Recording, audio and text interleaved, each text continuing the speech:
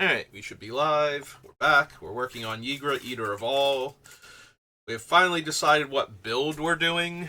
So we are focused on punishing our opponents with our life gain. So we have all of the when I gain life, target opponent loses that much life, and a couple of when we gain life, each opponent loses one life cards. I think we have at most two of those. I know Dina's still on the list. We got rid of the uh 3/2 vampire for 3 that did that from the third trip to Zendikar. I believe Zendikar Rising is that particular one. So we're at 163 cards, so we need 103 cuts. This is only our spell count, and we want to do like a 60-40 split, most likely. 60-40 is by default, and I don't think Ygra's in a position to really want to break from that. Like, there's no incredibly low casting cost stuff on our list where it's like, okay, we can definitely shave a few lands and go for a few spells more.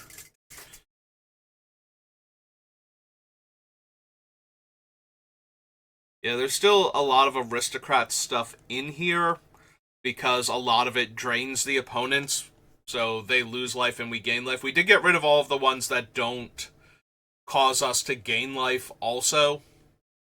So Marionette Apprentice, Disciple of the Vault, few others. Like, we got rid of all of them because we want to focus on making the opponent lose life because we gain life and being able to gain all of the life all of the time. So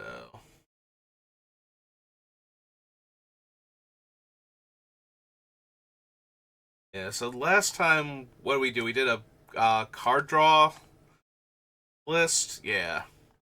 We're going to look at what we had available here and decide if we wanted to get rid of anything. So we don't naturally discard cards for value, so Necropotent should be fine here. Phyrexian Arena, Greatborn Muse. Like, Greatborn Muse is fine because if we have too many zombies, we can always sacrifice the Muse to gain 3 life. Like, if we're getting to the point where we're drawing so many cards that we're in danger of dying. Also, I'm pretty sure there's an E in Bristlebud Farmer. Not that it's going to make the thing happy. Yeah. Greatborn Muse. With all of our opponent's creatures also being artifacts, I'm pretty sure Viridian Revel is just going to be one of our best card draw spells. In fact, that one might be so good that we can get rid of things. We can get rid of things like Morbid Opportunist and Death Reap Ritual, since they can both only trigger once per turn. I think the Death Reap Ritual definitely goes because it's at the end of the turn we get to draw the card. At least the Morbid Opportunist gives us a card in the middle of the turn if a creature dies. So there's that. I love Morbid Opportunist so much, and I want it to be good in Commander, but we never quite find the right deck for it. Like, if we did not have access to, or we weren't caring that much about Viridian Revel, the fact that all of our opponents and our other creatures are going to be artifacts because of Ygra means that Viridian Revel has a very high chance of triggering. It's also a maze, so we don't have to worry that somebody's going to make like 50 treasures and sack them all and deck us somehow. Yeah, I think that's enough to get Morbid Opportunist off the list, is that the other things that we have are just doing a better job of it. Trail of Breadcrumbs can only hit permanents, but it does give us 2 looks at a permanent every time we sacrifice a food for any reason, so that's probably still worth it. Like, a lot of our stuff are permanents. We do have a handful of instants and sorceries that I'm going to be sad if they wind up going to the bottom, but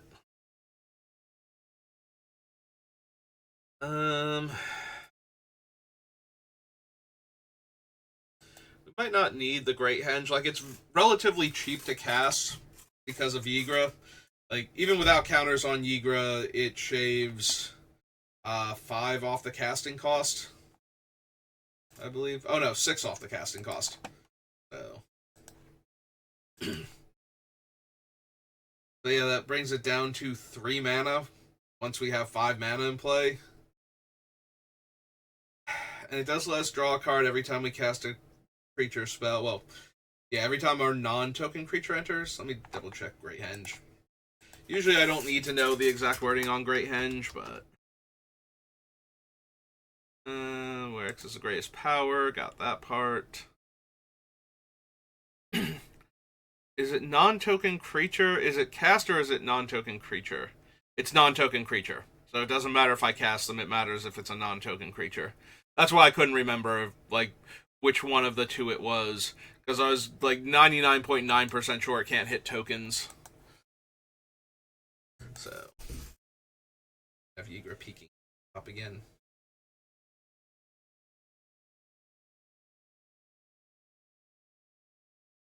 Watching this list as we shave cards off of it. I mean, we don't have a ton of Reanimator effects, I don't think. Might be forgetting some, but I'm pretty sure we don't buy back our dead creatures that often.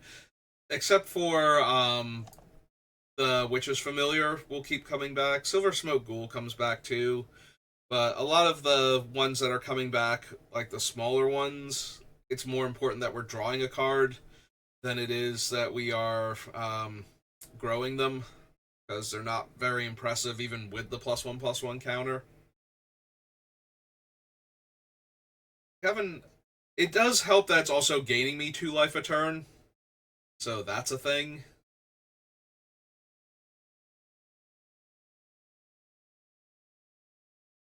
Yeah, I guess the Great Henge can stay for right now then. We might still wind up cutting it in the end, but right now it's fine.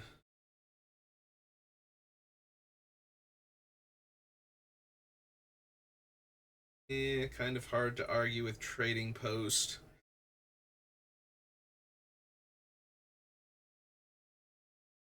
The only real downside to it is because it's sacrifice a creature to get back an artifact. We are cutting a lot of the artifacts from the deck. I don't know how many more we're going to wind up with. We will still have Sad Robot and Soul Ring for our ramp spells, but I cut like Mirror Works and whatnot because we're not going down that path.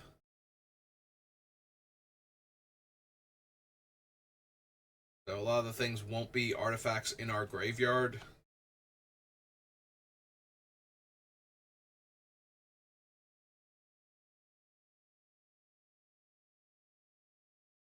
Honestly, I probably don't need black market connections. It's an occasionally better, sometimes worse, and mostly about the same for Phyrexian Arena.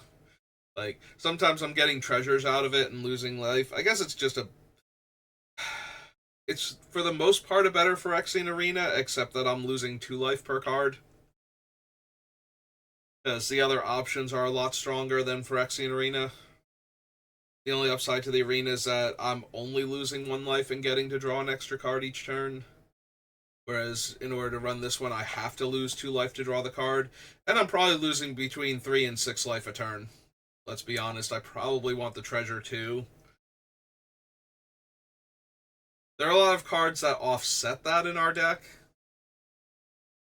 which is the main reason to keep it. Like, the creature itself will give us back the 3 life, which will, you know, in turn trigger a bunch of the other things we've got going on because we're trying to gain life to punish opponents. And the treasure just makes things go faster. Yeah, I don't think I can cut black market connections. Never mind. I was trying to talk it down, but even saying the words, it's just like, that sounds incorrect, let's be honest. I got 40 life to work with, and I'm gaining life with how the deck is structured. The fact that it makes me lose 2 life instead of 1 life to get the card is probably irrelevant. Or not irrelevant, but negligible. Negligible is a better word. We're certainly dying twice as fast to it as we would be to Phyrexian Arena, but at the same time, we're definitely getting a lot more value out of it. So, yeah, I guess we have to keep that one. At that point, maybe Phyrexian Arena winds up going because it can only draw me a card per turn cycle without getting me the other value. And we have so many other ways to draw cards. Like, Revel is better, Necro's better. Even, well, no, I take that back. I was about to say even stocking the pantry might be better, but it's not because it requires the mana investment. It's eating into the amount of mana we have to cast the spells once we draw the cards. And so yeah, I guess stocking the pantry can let us draw more cards, because every time one of our creatures dies while Ygra's out, this is going to get a counter. That's the only time it gets counters, though, is when Ygra is in play and one of our creatures dies.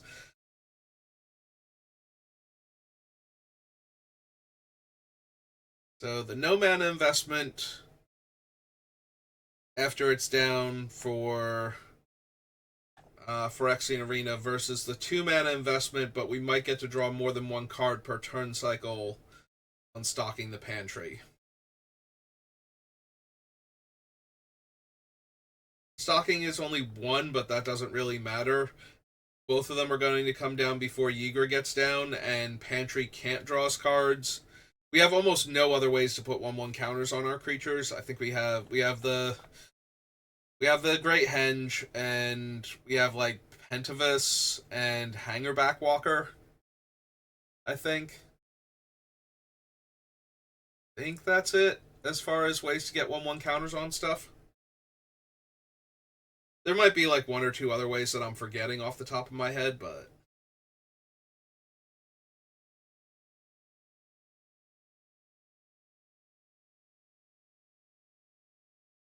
all right, Greta.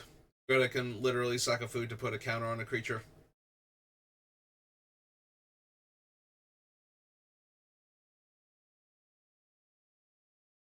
I think they're both close. Is there any other card draw I can consider getting rid of? Because I think I have a bit too much on the list right now.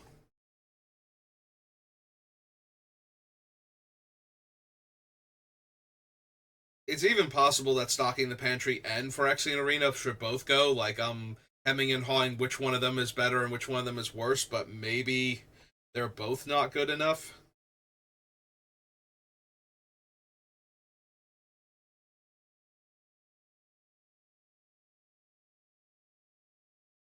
Yeah, it's entirely possible they're both not good enough. And I need to make room anyway. We have so much other card draw, like so many cards that can put multiple cards in our hand or give us more looks at cards. Like, if anything, both of these might be better than Greta in a vacuum, but at least she is giving me another sack outlet and 2 different ways to use them, including card draw. So, and she's giving me a food on top of that, and she will be a food because of Ygra. Whereas these are not creatures and therefore not foods.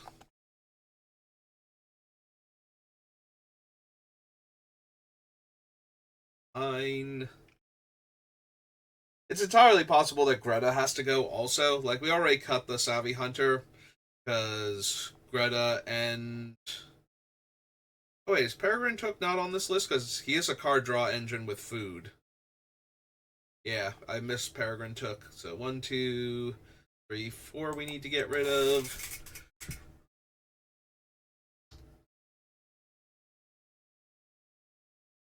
A 3 Ritual.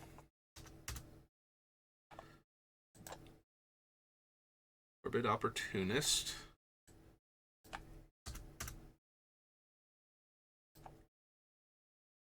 Stocking the Pantry. And good old Phyrexian Arena. Oh, right. Let's just do Arena. That'll give us all of the things in my starting area. Yep. And the arena itself. Alright, so 1, 2, 3, 4 off the list. This down to 159. Clear all.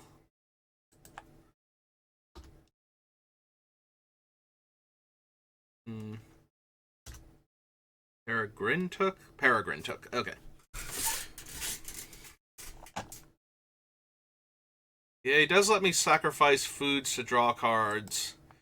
And that is part of the reason he's on the list. He also gives me more food, obviously, when I make any other tokens, which the deck is quite capable of doing, but...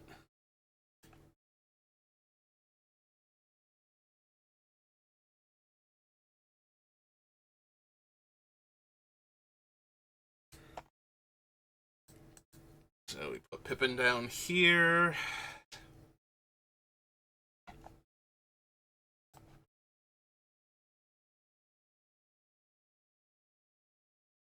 Billy lets me draw cards. Razaketh lets me tutor. Izoni lets me draw cards. And can make some bodies. Izoni is worse, though, than... He's worse than Yawgmoth. She requires a mana investment to sack the creature. I do get to gain a life instead of losing a life. And she can make multiple 1/1s for me to lose for this effect.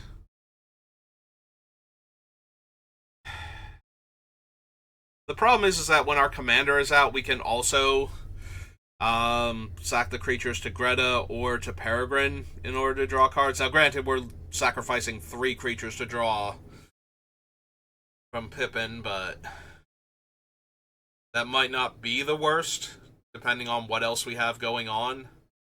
And we can lose non-creature foods also. Alright, I need to take a quick break, and I'll be right back. I'm going to ponder this while I'm gone. Alright, I'm back. Sorry about that. Hopefully I remember to edit this out for the YouTube VOD. So, yeah, I think Izoni can go. She's way more expensive than Yawgmoth as a sack outlet. She costs mana to sacrifice creatures. Gaining a life is fine as far as payoffs go, while I still get to draw the card. And she can make bodies, but end of the day, I think she's just worse than a lot of our other options here, so...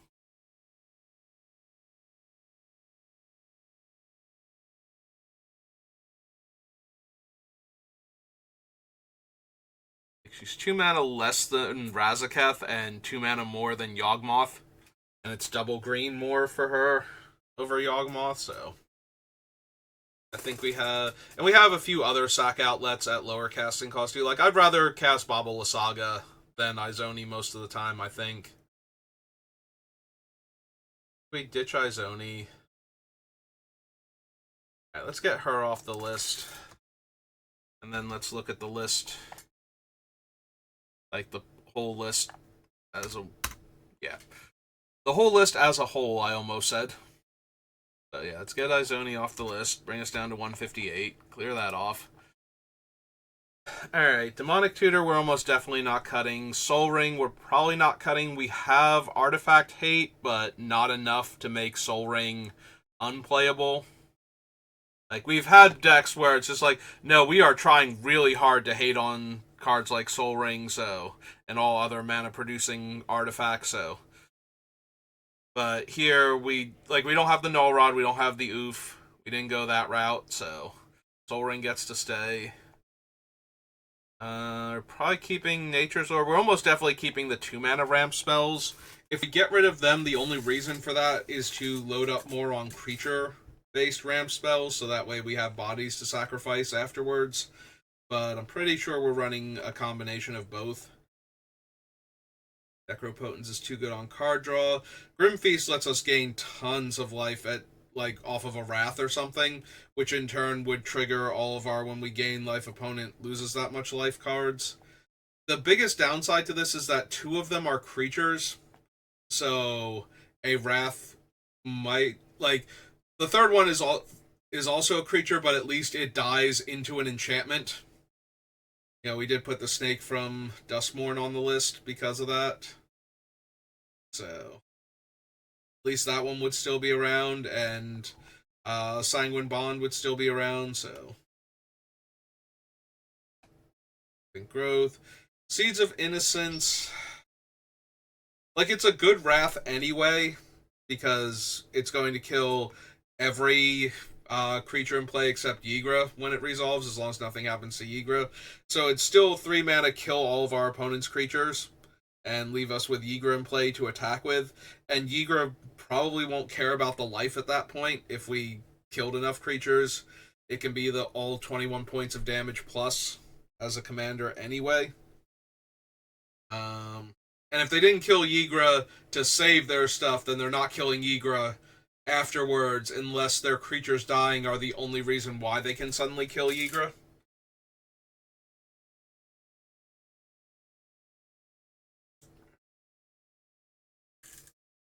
The biggest problem with this is that we only really have Tainted Remedy to punish, because if we're destroying all artifacts and Ygra's in play, we're killing the insect that causes opponents that would gain life to lose that much life instead. And I don't think I want to spend a slot on False Cure just so that we can combo it with Seeds of Innocence. Like, Seeds of Innocence has a ton of damage potential. We might just have to hope that we're gaining enough life from everything dying that the opponent's gaining life isn't going to be a huge deal.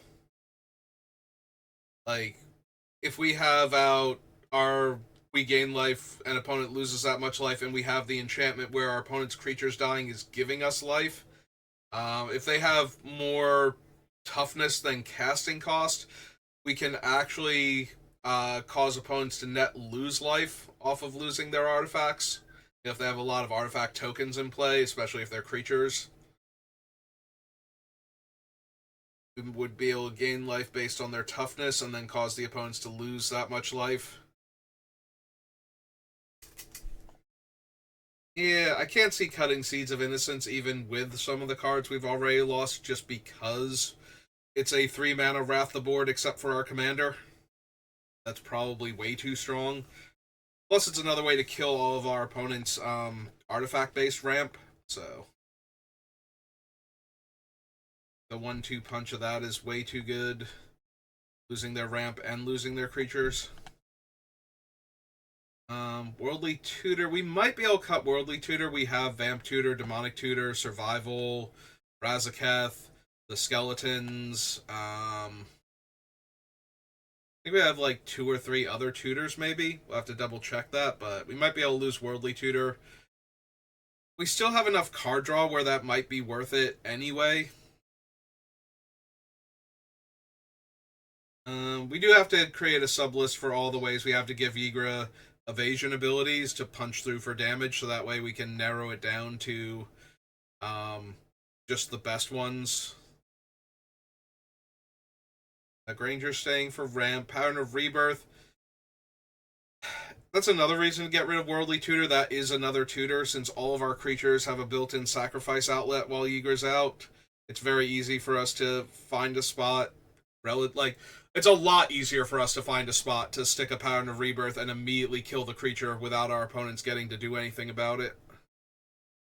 And at that point, we just get to tutor for our best creature, so we could grab Razaketh or something of similar caliber. Just slam it into play.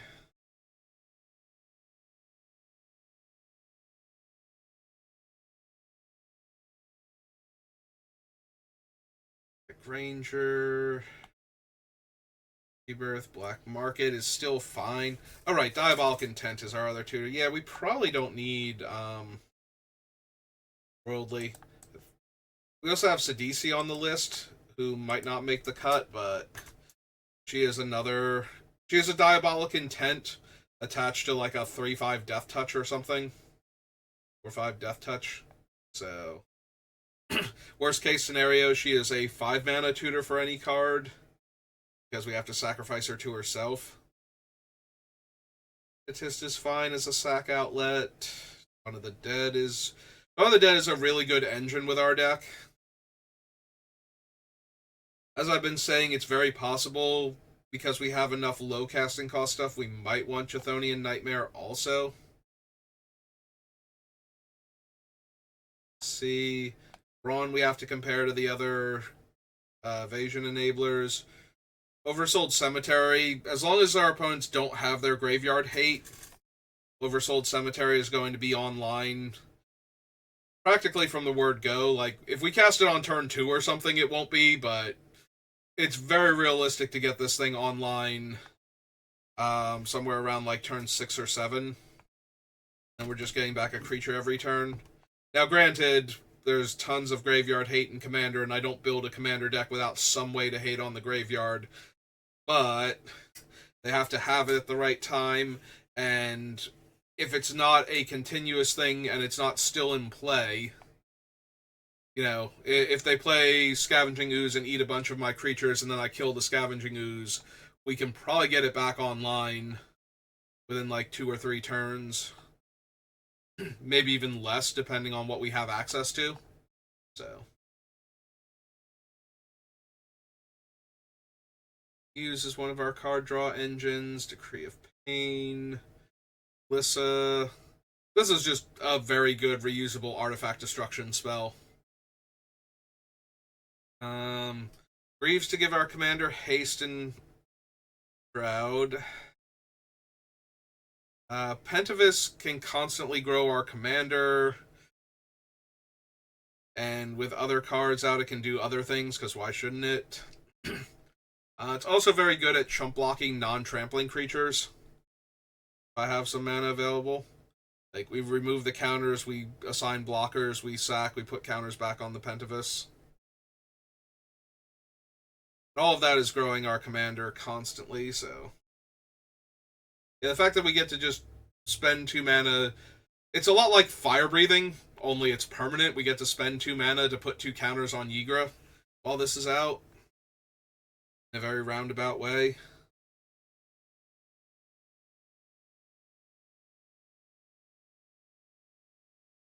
Witness, Kodama's Reach, Grave Robber, Steve, Doubling Season is still fine. It's mostly in here for the creature tokens, but it's still doubling up on Ygra, so.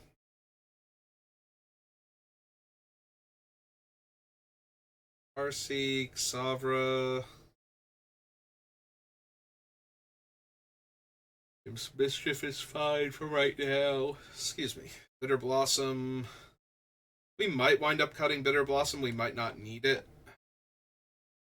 But it's a very cheap way to generate creatures, so.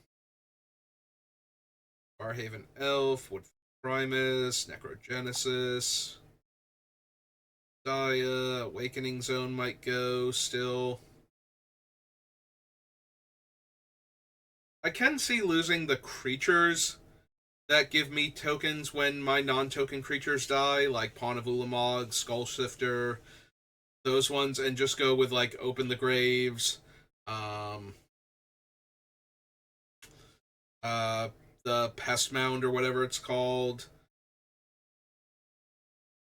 We have a few others where our creatures die into token, where our non-token creatures die into token creatures. I could see losing some, especially some of the more expensive ones. Angry Marauder just gains infinite life. 5 life whenever an artifact dies is so much. Beast Within. I could see losing the Reaper from the Abyss. It's a bit of a nombo with, or no, I'm sorry, it's not a bit of a nombo with, I was gonna say, I'm thinking of, like, attrition, but you don't actually choose the creature until the end of turn, so we can sacrifice a creature before this goes on the stack. I was gonna say it's a nombo with, like, the Grave Pact cards, but that's not true. It works perfectly fine with them. Blood Artist, Jared. Probably too good. Burnished Heart is fine for right now. I'm starting to think we can get rid of Inspiring Call because we don't have enough 1/1 counters matters, but I think we should get rid of it for, like, Tamio's safekeeping, not just cut it from the list. So I'm going to leave it on. I'm not getting a card off the list right now. It's a DC. Oh, she's a 4/6 Death Touch. Defiant Bloodlord is another I gain life. An opponent loses that much life. Cutthroat, Sifter of Skulls, like I said, might be able to go. 4/3. Oh, Requisitioner is another one of them. But it works well with our non-creature artifacts also, so maybe it gets to stay. Like, it's a 5-mana 2/2 as opposed to Skull Sifter's 4-mana 4/3, but it triggers off of more of our stuff going, but it also doesn't work if Ygra is dead. Like, when Ygra dies, it would break up the combo if I can't keep doing it in response to the thing that's going to kill Ygra. So, if I need to let something resolve, or if I need to do something at sorcery speed, then it would break up our combos. So maybe that's the worst of the make a creature when our non-token creature dies then. With Improvise, it's pretty easy to cast it by tapping our creatures while Ygra's out, but we're still tapping our other creatures to cast out a 2/2. Might not be worth. The upside, though, is that we can cast it out for like 1 mana and then start sacrificing things with the rest of our mana, probably the things that we just tap to cast this, and get replacement creatures immediately. Whereas if we're doing that, like, we can still do that with something like Sifter of Skulls, but it's, 4 mana versus 1 mana at that point. If we don't have things to use to improvise with it, then we're probably in rough shape anyway, because either Ygra's not out, or we don't have any artifact creatures to help with the improvise, and either one of those scenarios. You know what? I think we have enough other ways to do this effect, and I do think that having it on a creature is worse than on an enchantment, or even an artifact, in some cases. So if we get rid of Requisitioner, still have all of the other ones. Vampire, Pitiless Plunderer. Yeah, Plunderer's gonna make a treasure when our stuff dies. Dryad. Slimefoot. The funny thing with the Plunderer, if we had Titania's Song in the deck, that would create an infinite loop once one of our creatures dies. We would just need one of our Aristocrats type Punisher cards for our creatures dying, and we would win the game. Because Pitiless Plunderer is not non-token as far as I know. Unless it is, in which case that also doesn't work. It's not. Whenever another creature you control dies, create a treasure token. So if all of our treasure tokens are creatures with power and toughness equal to their casting cost, that means they'll keep dying as soon as they enter, which will trigger the creature dying, including the Plunderer again. But if we're not going to bother with Exquisite Blood, I don't think we need to bother with that particular infinite combo either. Like, either you want that kind of effect in your deck, in which case we should just be running Exquisite Blood and then figure out if we want Titania's Song, or we should just be ignoring it in general, I think.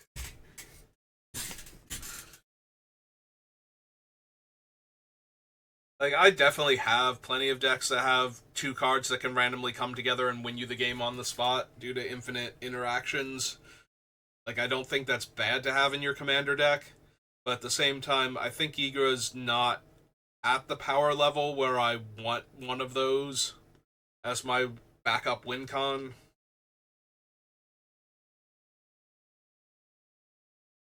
Like, I'd rather do the cool thing with Ygra than do something that doesn't even care about Ygra being in play. I guess No, it doesn't care because it's the um, Titania's song that's making them artifact creatures, and then they're dying, so we're getting replacements ones immediately, which causes those to die. Yeah, so it doesn't even care about Ygra, and it can't benefit Ygra because we can't break the loop. It's not voluntary. Um, Dayless Plunder is not you may make a treasure, it's you make a treasure. So I can't fail to make a new creature to die immediately, to trigger, and so on. So you have to either win the game or accept that it's a draw at that point. Or have somebody break up your combo while it's on the stack. I guess if I had enchantment removal, I could also break it up on the stack by killing the enchantment myself. But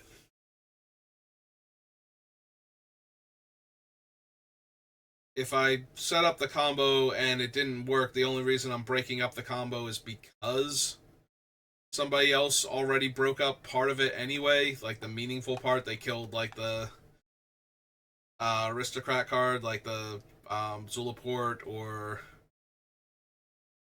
Blood Artist or something. So now I have to break up the rest of the combo in order to stop the game from being a draw. Yeah, once Ygra's gotten to a reasonable size. I'd say, billion 1/1 counter seems fair. Nobody's living through, no matter what they do, if it connects. Alright. Quick Intervention, Manglehorn, Oathsworn Vampire, because we're going to be gaining life constantly. Cabra, Dryad. I was gonna say we have like Slimefoot and um, the Black Green Enchantment, Necrogenesis. I think those are all of our Saprolings. Put in Saproling. How many other entries do I have? I have 6. 2 of them are there. 2 of them are there. So I have 4 others. Jade Mage, Necrogenesis. Yeah, okay, so it's 1, 2, 3, 4, 5, 6. So the fact that there's Saprolings isn't really doing much, so we can probably ditch Slimefoot at that point. Even if we wind up running the Jade Mage, the Necrogenesis, I don't think it's enough.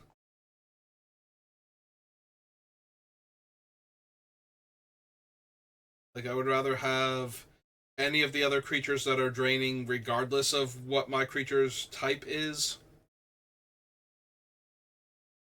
If anything, pests are better because their deaths gain me an extra life, which is extra triggers for all of my stuff.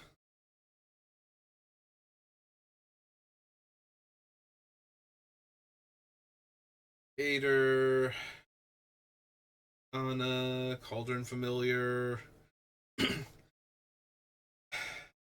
I can see Gilded Goose going, but I'm definitely cutting Pippin, Warden of Isengard before I'm cutting Gilded Goose because this costs less mana. Makes the first food for free. Um, and also lets me generate mana by sacrificing my food slash creatures that are under the effects of Ygra. So, thought we cut Savvy Hunter. Great. Now I don't know if we cut it and I didn't take it off the list. Yeah, I'm not sure about that now. Shoot.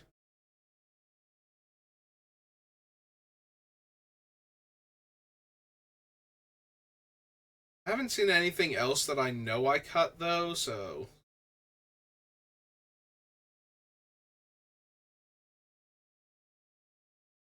honestly, we probably don't need Vorinclex.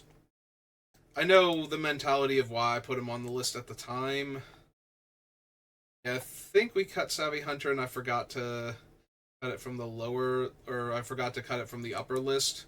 I think we're safe to just delete it. I'm gonna have to do a recount though later on off stream. Make sure we're at where we're at, essentially.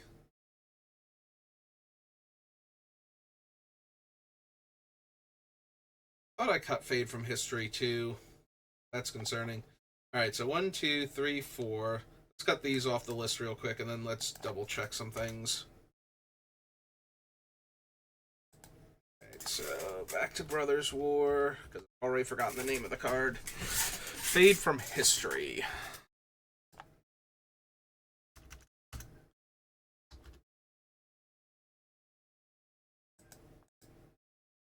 Oh no, it is still down here on the list. Because I'm not sure if I need a mass enchantment removal spell that isn't just a board wipe in general.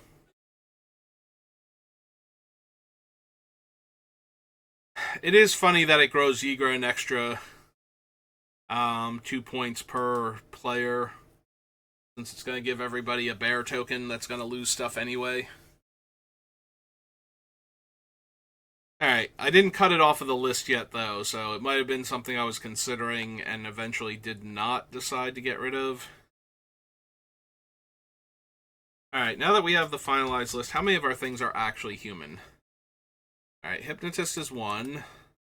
Witness, Cutthroat, Plunderer. Bastion makes 1, but isn't 1 itself, but it would still be an extra human. Horn of Gondor itself is 6. Confectioner 7, 8, 9, 10, 11, 12, 13, 14, 15, 16, 17. And then all the rest are reprints, or like copies of them on lower spots on the list. Yeah, we probably don't need the Horn of Gondor then.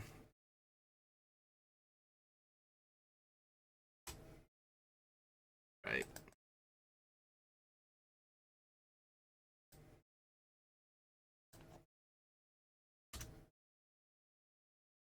Bats is still fine for right now, because we are still making a ton of tokens. Poisoner can stay for right now, because we're going to be gaining life anyway, so this thing might just randomly kill things, even without having to sacrifice food. Sweet's Revenge makes all of our stuff mana dorks.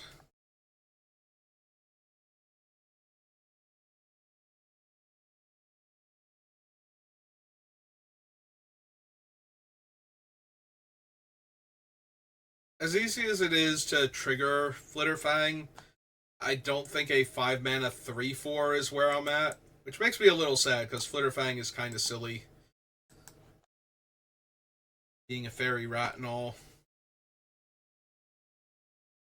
But yeah, I think we're doing better with other food generation or other cards that care if something died this turn, or to give me more resources.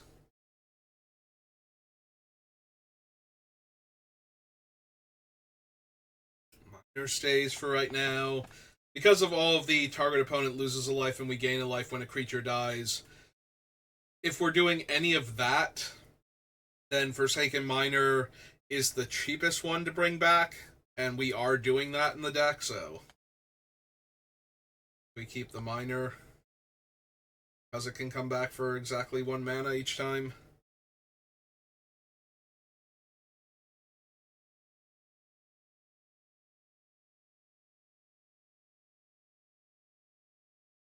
Yeah, we probably lose Scavenger's Talent too.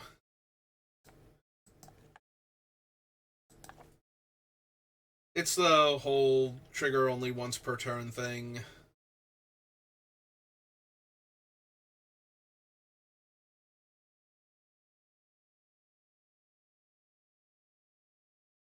Skeleton stays for right now. Viscera Seer, Trading Post, Hangerback. The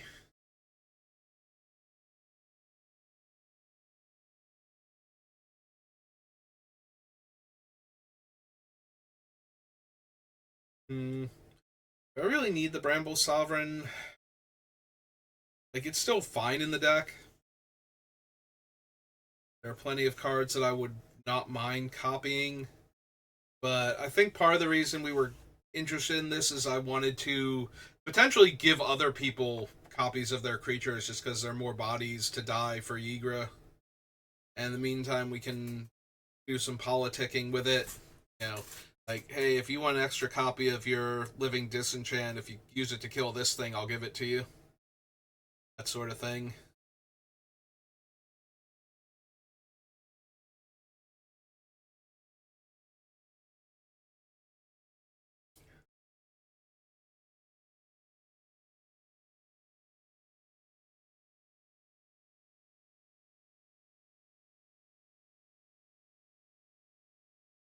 Yeah, under the same vein, Springleaf Nantuko probably too good. I've gotten a lot of like random wins because of Springleaf Nantuko. The thing I've done most with it, because it's usually been in like a limited format or a um, less wide card pool, is putting this on something like Marionette Master and just making too many copies of it to the point where any one thing dying is just going to kill the opponent anyway. And that's kind of what it's on the list for. Like, and one of the things that Bramble Sovereign would also help with is the more copies of the Aristocrats payoff cards we have, the more likely we are to just win the game by having one of our creatures die.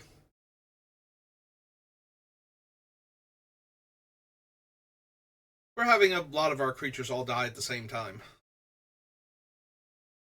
Soul Trader should definitely stay. Bobble the Saga's fine. Black Market Connections. We do have a lot of tokens. I could still see cutting Jaheira in favor of Knight of Sweet's Revenge. Like, I don't know that we need both of them, since most of our tokens are going to be food somehow anyway, either naturally or because of Ygra. So Judgment, Amalgam, Blight Mound. It's not Blight Pile, it's Blight Mound. Banewitch Coven pays us off for gaining life. Pest Infestation. Druid's fine for right now. Geist Catcher is fine.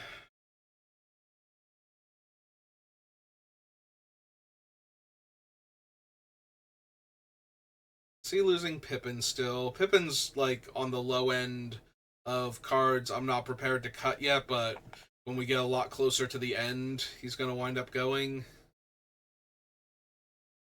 Brewmaster is fine. Patrol and the Squadron are still fine, but I don't know ultimately if they're going to make the list. Afflict 3, when all of my things are artifacts, is pretty potent, though. And giving all of them Myriad, also kind of silly.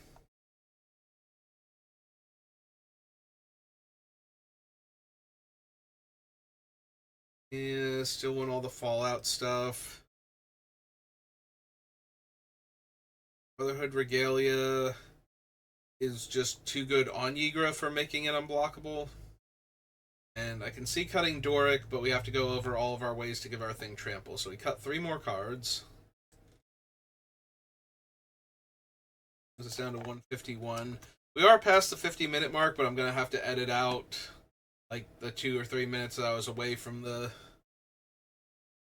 stream, so let's give it a little more time just to spin it out. One more quick pass through.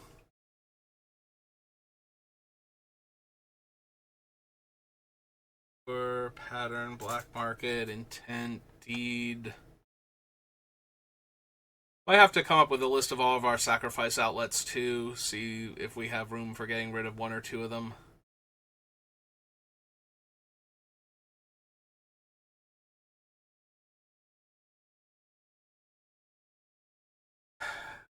Size Top, Doubling Season, Farseek, Savra. Mischievous staying for right now. Farhaven, Woodfall. It's possible Woodfall Primus winds up going. Although Woodfall Primus is kind of silly with the what's name? Great Henge, right? Yeah, it just gets the 1/1 counter to replace it immediately. And it's back to full, and we can immediately sacrifice it again, so... Yeah, that's another random infinite combo we have going on that I did not intend for when I started this list.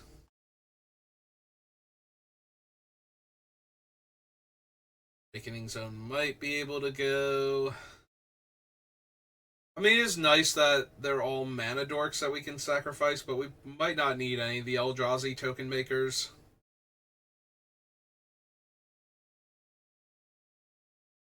We already lost the 4-drop version of Awakening Zone, whose name I've already forgotten again.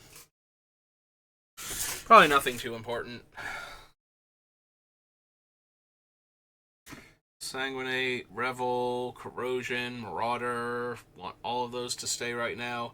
Reaper might be able to go. Jared's staying for now. Dictate. Alright, real quick. Let's fix this. So, cut that. But we go to Neon Dynasty. Do...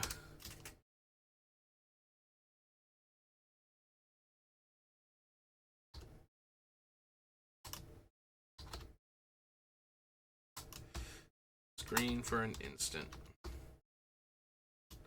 So yeah, we'll just add that to the list and get rid of that thing. Alright. Back to Tarkir. Yeah, we wound up not having enough creatures with 1/1 counters on them, and it's just very important that we be able to protect Ygra, so I'd rather have something cheaper. Ooh, excuse me. So, hexproof and indestructible. That's exactly where we want to be with Ygra. That way they have to do something like Farewell or Cyclonic Rift.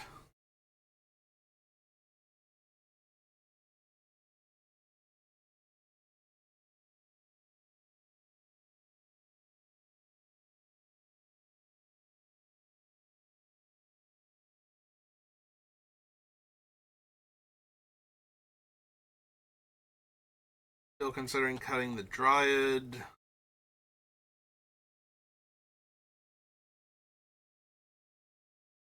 Like, it's nice that it starts making 3/3s eventually, and retroactively, but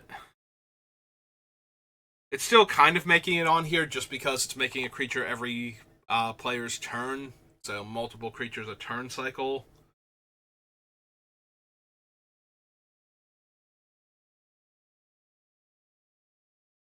Bastion, Binding of the Old Gods, Tegrid is fine for it. Like, Tegrid's just too silly. We're not making our opponents discard, but we are making them sacrifice, and so that just has way too much potential. Honestly, I think Tegrid's way stronger when you're making your opponent discard, because it is possible to make them discard something way earlier than anybody could cast or potentially handle the thing that you're going to steal there, so...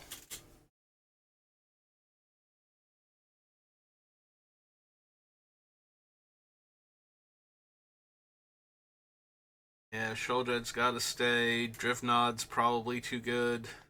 I can see cutting Drifnod, but it effectively... If I have one Aristocrat's payoff, it becomes a second one, and for each one past that, it also becomes an extra copy of them, functionally, so...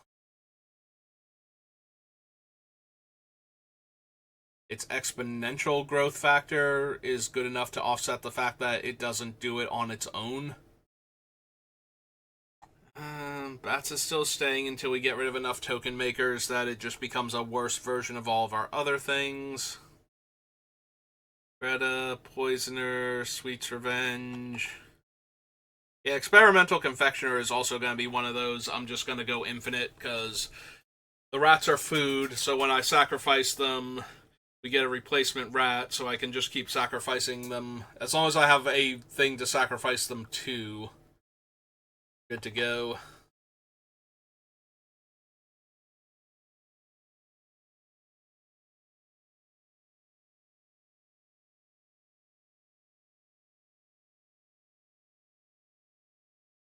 might wind up being Heaped Harvest. We are running a bunch of land-based ramp, and the fact that it's food and 2 lands for 5 mana, but split up into 3 and 2, and it gives me 3 life, might mean... And we still get the land if we sacrifice it to one of the other effects that cares about us having food, so... all in all, probably still fine.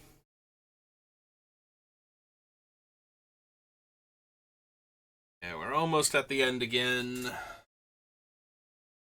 I think that's going to be it for what we have to cut right now. Back at this with fresh eyes next time. Yeah.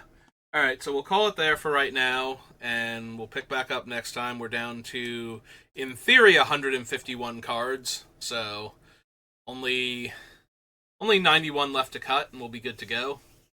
We're making progress. And yeah, so thank you for watching, and I will see you next time. Have a good rest of your day.